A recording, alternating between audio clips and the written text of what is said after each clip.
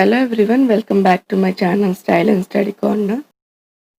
This is Shanti Grace Ichini, lecturer in aquaculture, PO Government College, Kakinada. A videos, diploma, degree, post-graduation, village fisheries assistant, fisheries development officer and other competitive exams వాళ్ళకి help అవ్వాలని చేస్తున్నాను. నా previous videos యొక్క link description బాక్స్లో ఇస్తాను, ఒకసారి visit చేయండి. మీరు కనుక మొదటిసారి నా ఛానల్ని చూస్తున్నట్లయితే మీకు నచ్చినట్లయితే సబ్స్క్రైబ్ చేసుకోండి. Estuaries. Definition.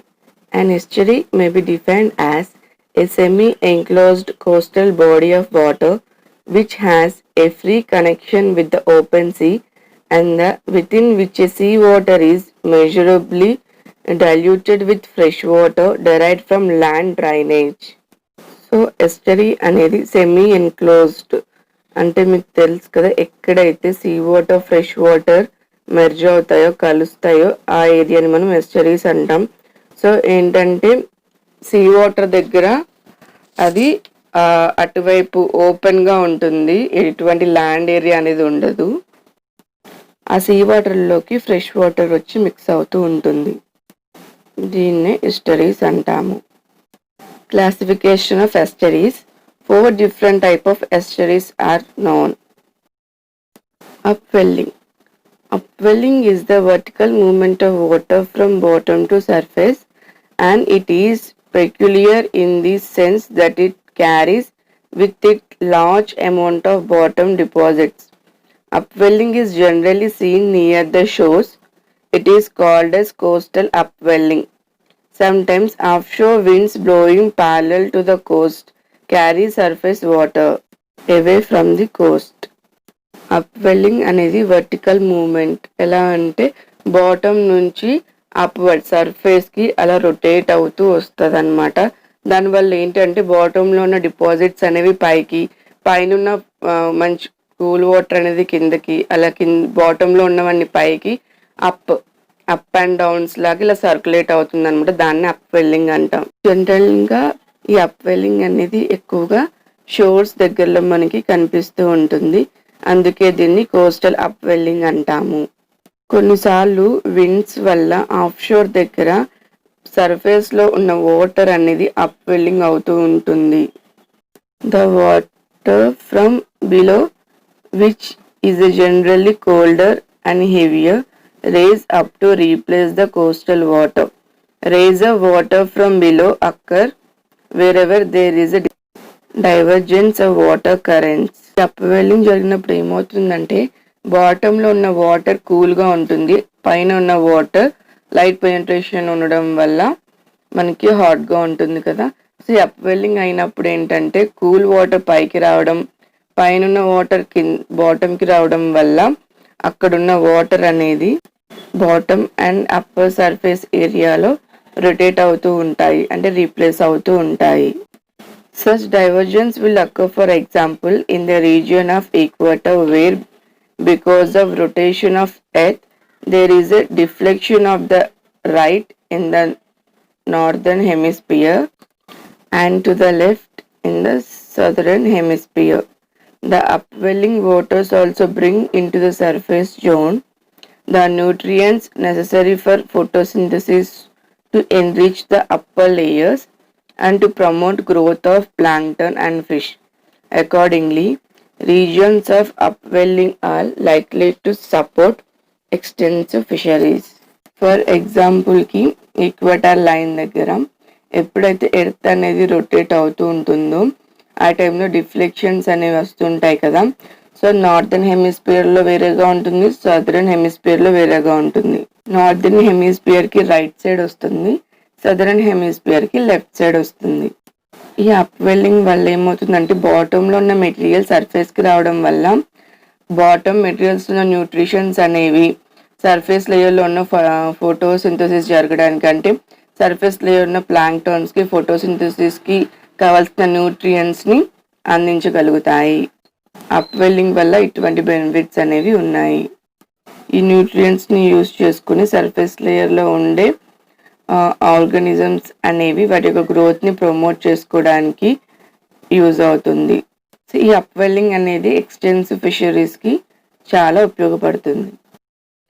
Upwelling is common in many areas such as west coast of India and the coast of West Africa, California and Peru, etc. The monsoon winds in the Indian Ocean causes upwelling. Thus, during the northeast monsoon, upwelling occurs in the eastern parts of Bay of Bengal and Arabian Sea. During southwest monsoon, the phenomenon occurs in the western sides of Arabian Sea and Bay of Bengal. Upwelling అనేది కామన్గా చాలా ఏరియాస్లో కూడా వస్తుంది. Like west Coast ఇండియాలో west కోస్ట్లో and east కోస్ట్లో and ఆఫ్రికాలో west సైడ్లో వస్తుంది. ఇండియాలో వచ్చేసి మాన్సూన్లో ఇండియన్ ఓషన్లో అప్వెల్లింగ్ అనేది జరుగుతుంది. సో మాన్సూన్ టైంలో ఏంటి అంటే నార్త్ ఈస్ట్ మాన్సూన్ టైంలో అప్వెల్లింగ్ అనేది బే ఆఫ్ బెంగాల్కి eastern side and Arabian sea కూడా ఈస్టర్న్ పార్ట్స్లో జరుగుతుంది. సో సౌత్ వెస్ట్ మాన్సూన్ టైంలో western side of Arabian sea and western side of bay of బెంగాల్లో జరుగుతుంది. బెంతోస్ are benthic animals live at or near the sea bottom. Benthos includes both plants and animals. Plants are limited to the narrow continental shelves near the shores. They do not grow in deeper water as sunlight does not penetrate to the depths. Green algae are rare and red algae and brown algae are very common. These seaweeds are the raw materials for the manufacture of medical and edible products. బెంతోస్ అనేవి బెంతిక్ animals అనేవి see బాటంలో ఉంటాయి. So ఈ బెంతోస్లో కూడా plants ఉంటాయి, animals ఉంటాయి. Plants వచ్చినప్పటికీ continental shells షోర్కి దగ్గరలో ఉన్న ప్లేస్ వరకే ఉంటాయి. ఎందుకంటే డెప్త్స్కి వచ్చే కొద్ది లైట్ పెనట్రేషన్ ఉండదు, ఫోటోసింథసిస్ జరగడానికి పాసిబిలిటీ లేదు. కాబట్టి షోర్స్కి దగ్గర వరకు మాత్రమే ప్లాంట్స్ అనేవి గ్రోత్ అవుతాయి. సో గ్రీన్ ఆల్గే రేర్గా ఉంటాయి, red algae and brown algae ఖచ్చితంగా కామన్గా ఉంటాయి. సో సీవీడ్స్ అనేవి జనరల్గా మనకి చాలా బెనిఫిట్స్ ఉన్నాయి. So mainly medical and edible సీవీడ్స్ని మనం బాగా యూజ్ చేస్తాం కదా. ఎందుకంటే మెడికల్లో యూజ్ చేయడానికి సింథటిక్స్ లైక్ బ్యూటీ ప్రొడక్ట్స్లో మనం ప్రిపేర్ చేయడానికి కూడా ఈ సీవీడ్స్ని బాగా యూజ్ చేస్తాము. నేను సీవీడ్స్ కోసం కూడా ఒక వీడియో చేస్తాను అండ్ దాని బెనిఫిట్స్ని కూడా ఎక్స్ప్లెయిన్ చేస్తాను. Animals are the major elements of benthic life and they are well represented on the continental shelf, and through animals may be completely sessile or they may be mobile, creeping in a limited range. So animals అనేవి బెంతిక్ లైఫ్లో అంటే బాటంలో ఎలా represent అవుతూ ఉంటాయి అంటే continental shelf ఏరియాలో ఉంటాయి. అండ్ యానిమల్స్ అనేవి కంప్లీట్లీ సెసైల్ అంటే వాటి యొక్క మూమెంట్ అనేది ఉండకపోవచ్చు. ఒకవేళ మూమెంట్ అనేది జరిగితే క్రీపింగ్ అంటే పాకుతూ ఉంటాయి. Coral, sponges, oysters, mussels etcetera are example of sessile animals.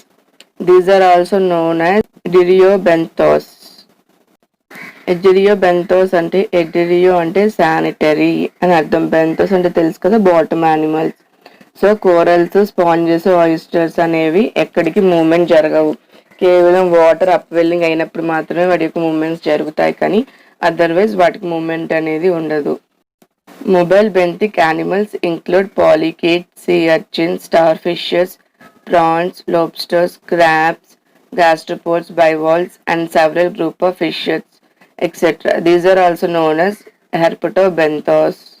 హెర్పటోబెంథోస్ అంటే హెర్పటో మీన్స్ వాక్ ఆర్ క్రౌల్ అంటే నడవడం వల్ల కానీ పాకడం వల్ల కానీ జరిగే యానిమల్స్ ఏంటి ఎగ్జాంపుల్కి చూస్తే gastropods, bivalves, lobsters, prawns, star fishes, urchins, polychaetes. Benthic animals contribute to fisheries in two ways. Benthic animals contribute to fisheries in two ways. Number one, a large number of benthic animals themselves form an important fishery. Second, a large number of benthic animals form need to valuable demersal fisheries. The remaining parts నేను నా next వీడియోలో మీకు explain చేస్తాను. Thank you for watching.